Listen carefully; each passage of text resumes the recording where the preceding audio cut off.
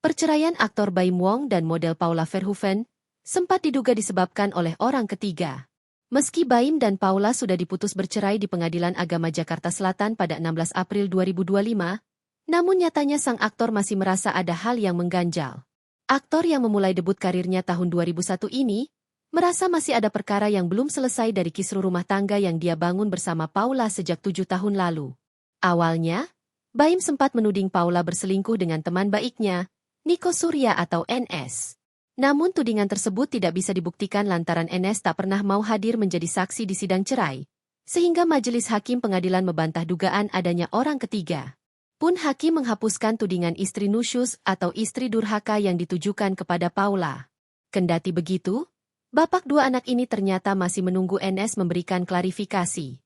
Bahkan, pemilik nama asli Muhammad Ibrahim ini sampai pernah mengirimi NS pesan WhatsApp. Isi pesan tersebut meminta agar NS mendatanginya. Namun nyatanya pesan tersebut tak pernah ditanggapi oleh NS.